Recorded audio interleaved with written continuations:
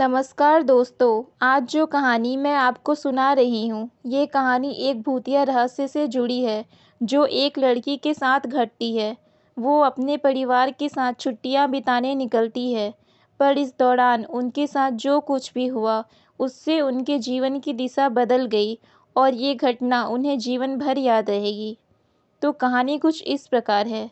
ये घटना एक गर्मी की छुट्टी के दौरान की है। कोमल, जो एक खुशमिजाज और समझदार लड़की थी, अपने माता-पिता और छोटे भाई के साथ अपने नानी के घर जाने के लिए निकली थी।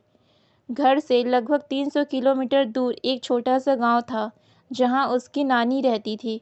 कोमल और उसका परिवार तैयार होकर सुबह के समय अपनी यात्रा पर निकले थे। गाड़ी में कोमल, उसकी माँ, पिता, छोटा भाई था। रास्ता साफ था और मौसम भी बहुत अच्छा था। सब खुश थे क्योंकि यह यात्रा उनका मनपसंद था। कोमल हमेशा अपनी नानी के घर जाने का इंतज़ार करती थी। गांव का वातावरण शांत था और वह अपनी नानी के साथ कुछ समय बिताने का सोचकर खुश थी। लेकिन तभी कुछ अजीब हुआ। रास्ते में गाड़ी चलते-चलते अचानक रुक गई। कोमल के पिता ने गाड़ी को दोबारा स्टार्ट करने की कोशिश की, लेकिन गाड़ी का इंजन चालू ही नहीं हुआ। क्या हो गया? कोमल की मां ने घबराते हुए पूछा। पता नहीं, कोमल के पिता ने थोड़ी चिंता के साथ कहा। इंजन बिल्कुल बंद हो गया है, शायद कुछ खराबी है। सब लोग गाड़ी के बाहर निकले और गाड़ी की छत पर बैठकर चारों ओर देखा। रास्ता सुनसान था और दूर-दूर तक कोई भी दिखाई नहीं दे रहा था। गाड़ी का इंजन तो खराब था ही, ऊपर से मोबाइल में नेटवर्क भी नहीं मिल रहा था। मुझे नहीं लगता कि हम यहाँ से जल्दी बाहर निकल सकेंगे, कोमल के पिता ने कहा। उन्होंने गाड़ी के बोनट को खोलकर इंजन को चेक करना शुरू किया, लेकिन समस्या का कोई हल नहीं मिला। अचानक कोमल ने एक अजीब सी आवाज़ सुनी, जैसे कोई धीमी सी ठहाका मार रहा हो। वो डर के मारे कांपने लगी, लेकिन उसने कुछ नहीं कहा।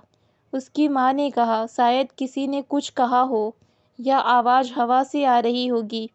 लेकिन कोमल के दिल में एक अजीब सा डर बैठ गया। उसने महसूस किया कि कुछ ठीक नहीं है।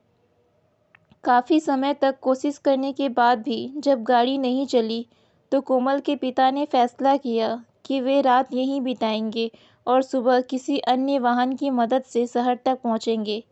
सब लोग गाड़ी के अंदर बैठकर रात का इंतज़ार करने लगे। आसपास का माहौल काफ़ी अजीब था। जैसे-जैसे रात घनी होती गई, कोमल को ऐसा महसूस हुआ कि कोई उनकी ओर देख रहा है। यह डर उससे बर्दाश्त नहीं हो रहा था। उसने अपनी माँ से कहा, माँ, मुझे डर लग रहा है। मुझे लगता है कि कुछ हमारे पास आ रहा है।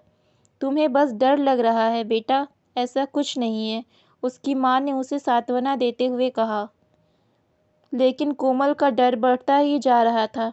तभी अचानक गाड़ी की लाइट ऑन ऑफ होने लगी। काजल की आंखों के सामने अंधेरा घना होने लगा। फिर लाइट पूरी तरह से बंद हो गई। गाड़ी के अंदर सन्नाटा छा गया। उसके बाद जो हुआ वह कोमल के लिए कभी न भूलने वाली घटना बन गई। गाड़ी की पिछली सीट पर एक महिला का रूप दिखाई दिया, जो सफ़ेद कपड़े पहने हुए थी। उसका चेहरा कटा हुआ था। वह महिला कुछ कहने की कोशिश कर रही थी, लेकिन उसकी आवाज़ अजीब सी थी, जैसे वह किसी की दुनिया से आई हो। देख क्या रही हो? कोमल के छोटे भाई ने घबराकर पूछा। वो देखो, कोमल ने अपनी उंगली उस महिला की ओर इशारा किया। लेकिन जब सबने उसकी ओर देखा, तो वहाँ कोई नहीं था। गाड़ी की पिछली सीट पूरी तरह से खाली थी। कोमल की धड़कन तेज हो गई थी। अब वह डर के कांपने लगी। उस रात गाड़ी में कोई नहीं सो पाया। सब जागते रहे और रात के काले साए से बचने की कोशिश करते रहे। अगले दिन सुबह जैसे ही सूरज उगा, कोमल के पिता ने एक ट्रक वाले से मदद ली और गाड़ी को किसी मैकेनिक के पास ले गए। गाड़ी के इंजन की समस्या को ठीक करने के बाद जब कोमल के पिता ने ट्रक वाले से पूछा कि क्या इस रास्ते पर कुछ अजीब घटनाएं घटी है, तो वह आदमी बोला, यह रास्ता काफ़ी पुराना है। कहते हैं कि यहाँ एक महिला की आत्मा बसी हुई है। कई लोग कहते हैं कि उन्हें रात के वक्त सफ़ेद कपड़े पहने हुए महिलाएं दिखाई देती है। किसी हादसे से मरी थी शायद, और अब उसकी आत्मा यहाँ भटकती है। यह सुनकर कोमल की रूह कांप उठी। वह समझ गई थी कि रात को गाड़ी में जो हुआ वह कोई साधारण घटना नहीं थी।